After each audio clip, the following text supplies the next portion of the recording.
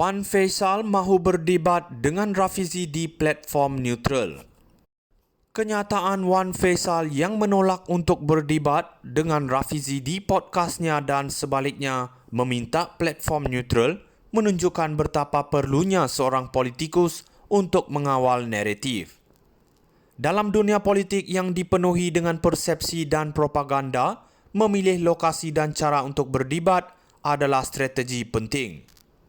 Dengan mencadangkan platform neutral, Wan Faisal ingin memastikan bahawa perdebatan itu tidak hanya dihadiri oleh penyokong Rafizi, tetapi juga oleh penonton yang lebih luas yang mungkin akan menilai argumen masing-masing tanpa bias.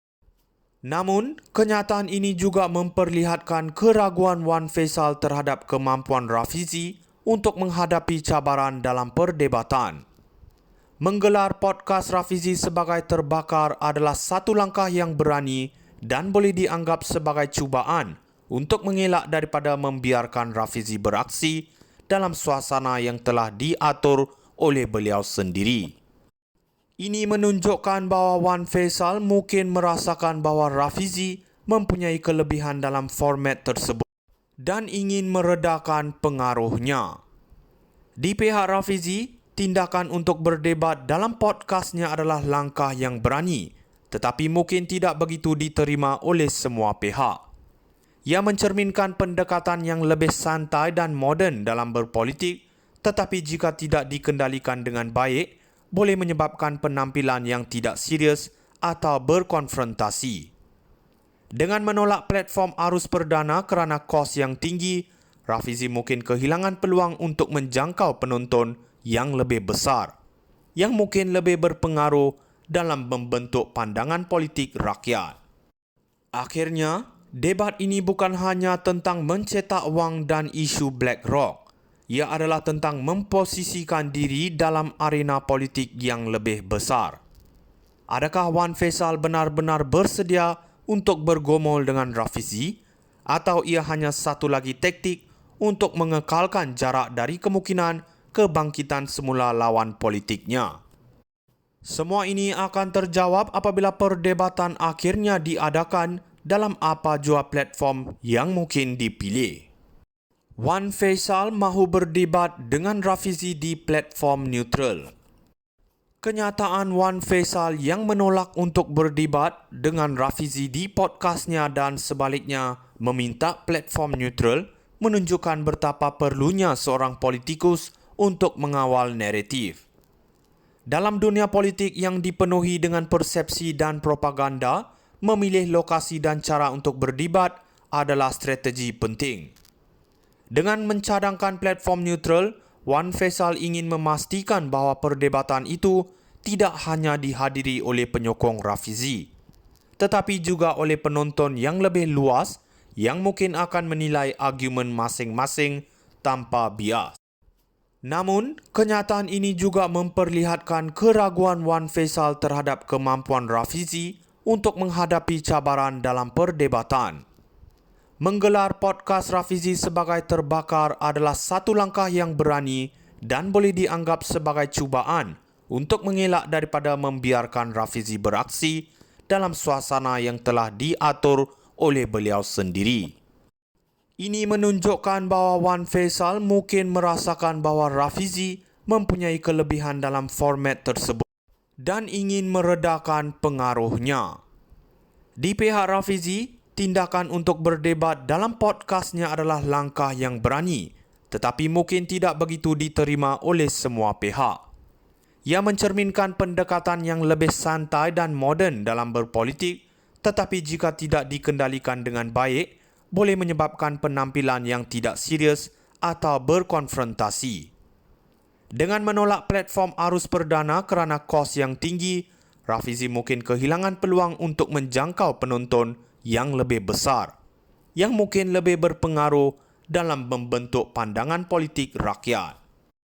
Akhirnya, debat ini bukan hanya tentang mencetak wang dan isu BlackRock.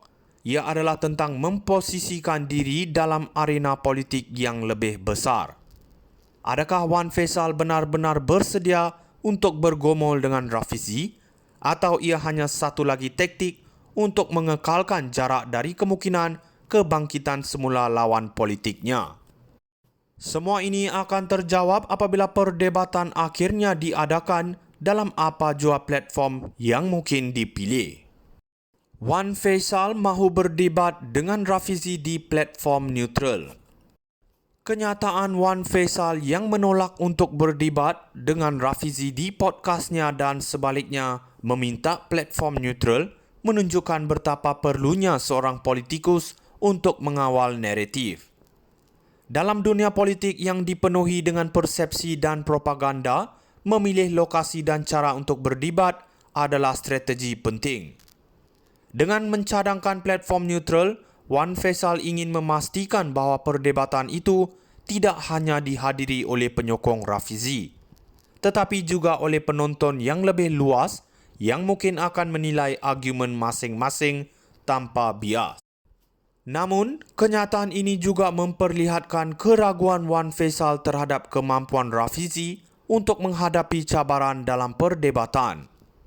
Menggelar podcast Rafizi sebagai terbakar adalah satu langkah yang berani dan boleh dianggap sebagai cubaan untuk mengelak daripada membiarkan Rafizi beraksi dalam suasana yang telah diatur oleh beliau sendiri.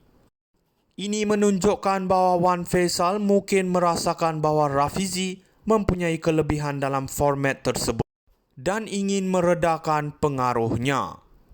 Di pihak Rafizi, tindakan untuk berdebat dalam podcastnya adalah langkah yang berani, tetapi mungkin tidak begitu diterima oleh semua pihak. Ia mencerminkan pendekatan yang lebih santai dan moden dalam berpolitik, tetapi jika tidak dikendalikan dengan baik, boleh menyebabkan penampilan yang tidak serius atau berkonfrontasi. Dengan menolak platform arus perdana kerana kos yang tinggi, Rafizi mungkin kehilangan peluang untuk menjangkau penonton yang lebih besar, yang mungkin lebih berpengaruh dalam membentuk pandangan politik rakyat. Akhirnya, debat ini bukan hanya tentang mencetak wang dan isu BlackRock. Ia adalah tentang memposisikan diri dalam arena politik yang lebih besar. Adakah Wan Faisal benar-benar bersedia untuk bergumul dengan Rafizi, atau ia hanya satu lagi taktik untuk mengekalkan jarak dari kemungkinan kebangkitan semula lawan politiknya? Semua ini akan terjawab apabila perdebatan akhirnya diadakan dalam apa jua platform yang